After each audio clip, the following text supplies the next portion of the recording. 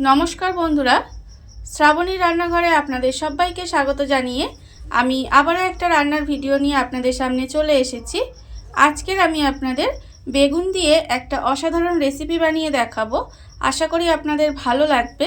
তার জন্য কিন্তু আমার পুরো ভিডিওটা আপনাদের দেখতে হবে। আর দেখা শুরু করার আগে একটা লাইক দেবেন আর সুন্দর একটা কমেন্ট করতে কিন্তু ভুলবেন না। তাহলে চলুন আজকের আমি এই বেগুন দিয়ে কি বানাই সেটা আপনারা একবার দেখে নিন। রান্নাটা করার জন্য প্রথমে আমি এখানে দেখুন একটা বেগুন নিয়েছি, মাঝারি সাইজের একটা বেগুন নিয়েছি। এইবারে আমি বেগুনটাকে প্রথমে কেটে নেব। বেগুনের প্রথমে আমি মুখের এই যে বোটাটা, এটা আমি প্রথমে কেটে নেব।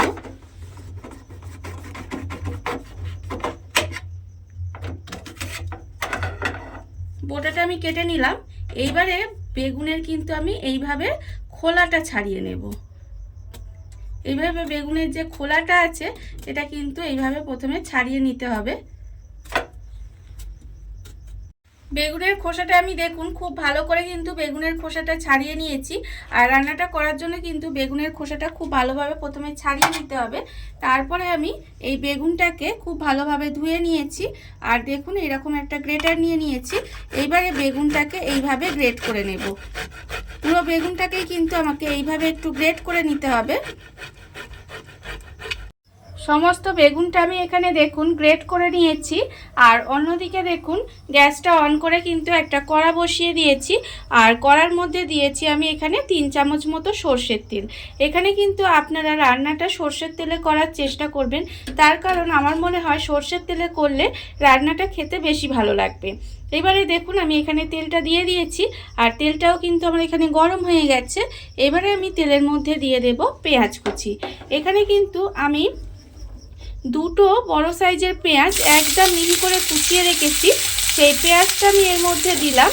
আর এখানে কিন্তু এই রান্নাটার ক্ষেত্রে পেঁয়াজটা আমার একটু বেশি লাগবে, তার কারণ পেঁয়াজটা একটু যদি বেশি দেওয়া যায় তাহলে কিন্তু রান্নাটা খেতে বেশি ভালো লাগবে। এবারে আমি এখানে দুটো পেঁয়াজ দিয়ে দিয়েছি। দিয়ে পেঁয়াজটাকে প্রথমে একটু ভেজে নেব। এইভাবে তেলের মধ্যে দিয়ে পেঁয়াজটাকে একটু লাল করে প্রথমে ভেজে নিতে হবে।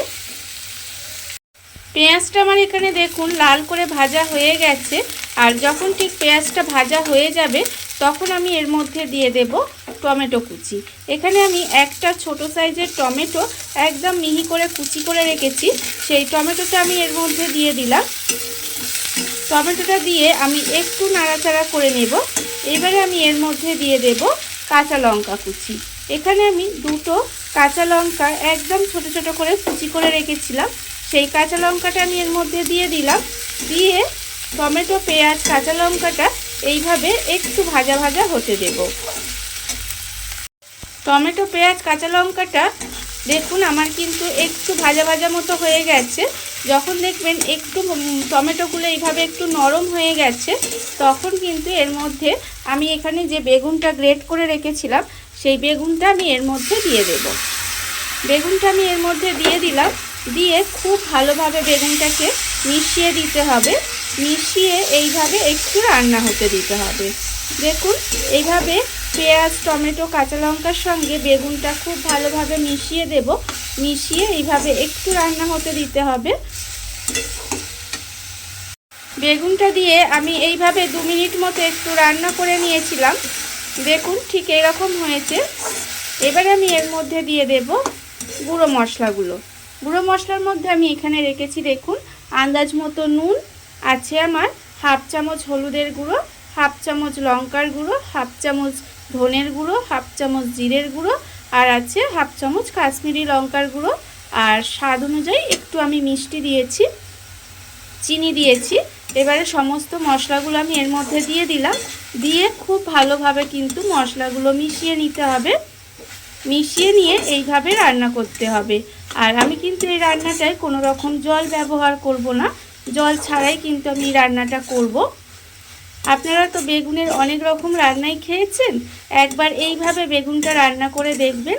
গরম ভাত কিংবা রুটি যে কোনো কিছুর সাথে দেখবেন খেতে কিন্তু অসম্ভব সুন্দর লাগে। এবারে মশলাটা দিয়ে আমি এইভাবে একটু ঢাকা দিয়ে কিছুক্ষণ রান্না হতে দেব। দেখুন মশলাটা কিন্তু আগে প্রথমে মিশিয়ে নিতে হবে। মিশিয়ে নিয়ে তারপর আমি এইভাবে ঢাকা দিয়ে আমি 5 মিনিট মতো একটু রান্না হতে দেব। বেগুনের মধ্যে মশলাটা দিয়ে খুব ভালোভাবে কষিয়ে নিয়েছিলাম। কষিয়ে নিয়ে কিন্তু আমি 5 মিনিট মতো একটু ঢাকা দিয়ে রান্না হতে দিয়েছিলাম। দেখুন বেগুনটা কিন্তু একেবারে সেদ্ধ হয়ে রান্না হয়ে গেছে, আপনারা দেখে বুঝতেই পাচ্ছেন।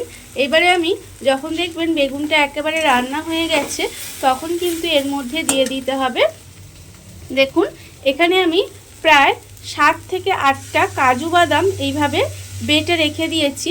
এই কাজু বাদাম বাটাটা কিন্তু আমি এর মধ্যে দিয়ে দেব, দিয়ে খুব ভালোভাবে এটা মিশিয়ে দেব। মিশিয়ে আবারও কিছুক্ষণ কিন্তু এইভাবে একটু রান্না করে নেব। কাজু বাদাম বাটাটা দিয়ে এইভাবে একটু মিশিয়ে রান্না করে নিতে হবে, তার কারণ না হলে কিন্তু তলায় লেগে যেতে পারে। সেই জন্য এইভাবে একটু খুব ভালোভাবে মিশিয়ে নেব। কাজু বাদাম বাটাটা আমি খুব ভালোভাবে মিশিয়ে নিয়েছি। মিশিয়ে এইভাবে একটু রান্না করে নিয়েছি। এই ধরুন 1 থেকে 1.5 মিনিট এইভাবে একটু রান্না করে নিয়েছি। রান্নাটা আমার এখানে হয়ে গেছে।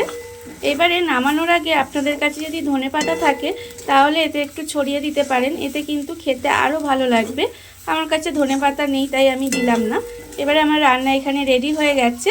আমি কিন্তু এটা গরম ভাত বা রুটি যে কোনো কিছুর সাথেই আপনারা সার্ভ করতে পারবেন। রান্না আমার এখানে কমপ্লিট হয়ে গেছে। এবার আমি এখানে গ্যাসটা অফ করে দেব। দেখুন বন্ধুরা, বাড়িতে থাকা কত অল্প উপকরণে কত অল্প সময় কত সুন্দর একটা বেগুনের রেসিপি তৈরি হয়ে গেছে, আপনারা দেখতেই পেলেন। আর আমি আগেও বলেছি যে এটা কিন্তু গরম ভাত বা রুটির সঙ্গে খেতে অসম্ভব সুন্দর লাগে। এইভাবে একবার হলেও বাড়িতে বানিয়ে দেখতে পারেন। আর এই ভিডিওটা যদি আপনাদের ভালো লেগে থাকে, আপনারা যদি ফেসবুক থেকে দেখে থাকেন পেজটি ফলো করে দেওয়ার অনুরোধ রইল। আর যদি ইউটিউব থেকে দেখে থাকেন চ্যানেলটি সাবস্ক্রাইব করে নেওয়ার অনুরোধ রইল। তাহলে চলুন ভিডিওটা আমি এখানেই শেষ করছি। আপনারা সবাই ভালো থাকবেন, সুস্থ থাকবেন। আবারও হাজির হব নতুন কোনো রান্না নিয়ে।